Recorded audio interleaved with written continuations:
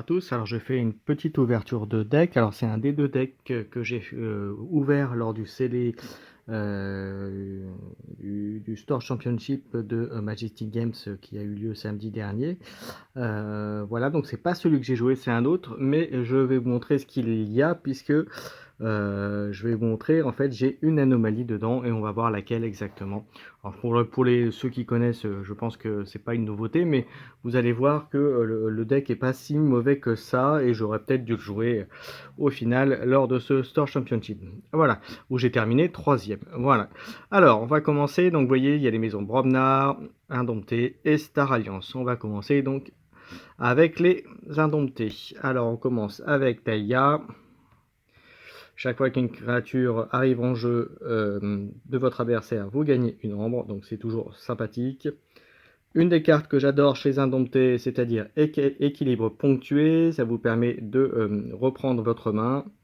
Et par contre, voilà, et vous rejouez normalement. Voilà. Nature périlleuse, détruisez chaque créature insaisissable. Et pour une ombre, c'est bien aussi. Un autre, détruisez chaque créature dotée du trait scientifique. Donc ça, c'est pas mal aussi. Le chaman à plume, insaisissable, donc vous le détruisez avec la carte. Mais bon, d'un autre côté, combat moisson, purger, protéger chaque voisin de la chamane, donc c'est sympathique aussi. Alors, un appel de la nature, c'est toujours bien. Un deuxième. Voilà, 2 appels de nature. Ensuite, on continue avec les gains d'ombre avec le camouflage. Donc on peut, voilà, on peut pas le cibler à moins, voilà. Voilà, uniquement les créatures qui sont sur les flancs. Le Tangadin, qui dans le format actuel est plutôt sympathique avec tout ce que peut faire les logos en archivage, c'est toujours pratique. Une clé en surtension, c'est bien. Une Armodia, c'est très bien aussi. Un Lynx déroncier, c'est une bonne petite carte. Pas exceptionnelle, mais c'est une bonne carte. On passe en Novaliance. En Novaliance, on a le livre de Yeku. Voilà, je prononce peut-être mal. Alors, c'est très fort parce que révélez la carte du dessus de votre deck, au sommet de votre deck. Si c'est une carte non Novaliance, la maison devient votre maison active. Sinon, mettez fin à votre tour. Donc, c'est plutôt très fort. Vous faites ça en dernière, une fois que vous avez tout fait en Novaliance.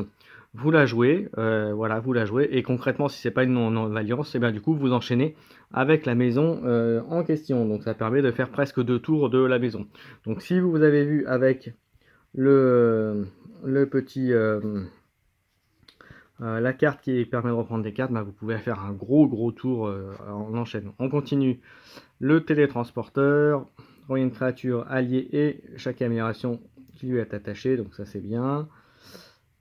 Grey, officier d'info. Donc là, pareil, ça permet en plus de jouer une carte non-alliance de la main. Voilà. Révéler une carte non-alliance, et si c'est le cas, on archive. Donc c'est plutôt sympathique.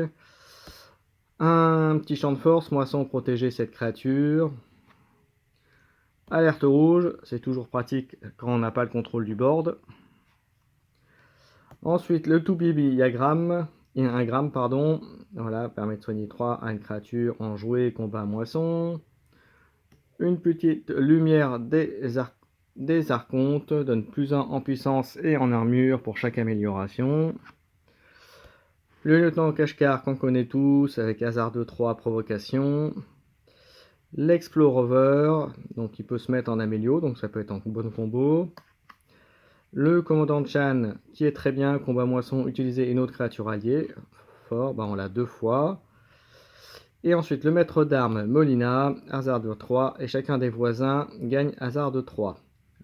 Donc c'est plutôt sympathique. On passe en Bromnar. Alors bah voilà, première bonne carte.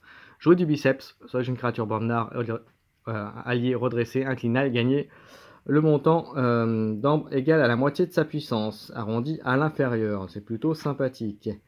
Le trône fracassé. Après qu'une créature a été utilisée pour combattre, capturer 1. C'est à double tranchant, donc à voir si vous gérez le board ou pas.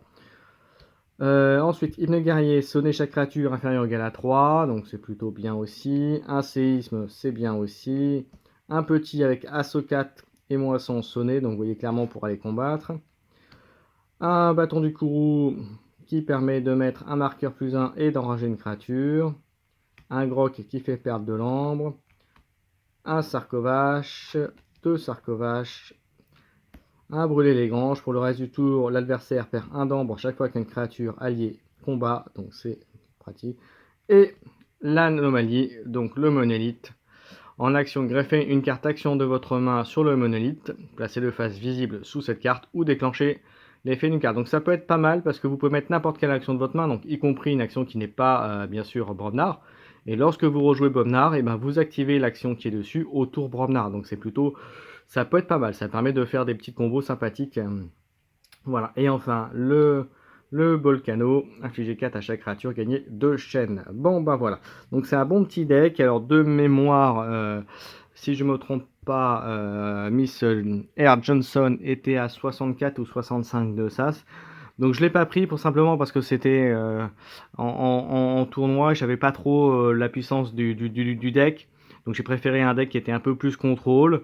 Voilà, là il n'y a pas énormément de choses pour gérer l'ombre adverse. Voilà, on peut par contre jouer très vite, monter très vite, avoir un bon contrôle de board, mais il n'y a pas trop voilà, il y a pas trop de captures. Il y a quelques cartes, mais il y en a pas. Voilà, c'est pas significatif. Donc voilà pourquoi je ne l'ai pas joué en tournoi. Mais ceci étant dit, il y a quand même une anomalie. C'est quand même un deck qui a manifestement quelques combos très intéressants. Donc je le testerai quand même sur TCO un petit peu pour voir ce que ça donne. Mais c'est clairement pas un deck topissime. Mais qui est quand même intéressant pour du moyen de gamme, en moyen, du jeu de moyen niveau, on va dire. Voilà, pour jouer entre potes.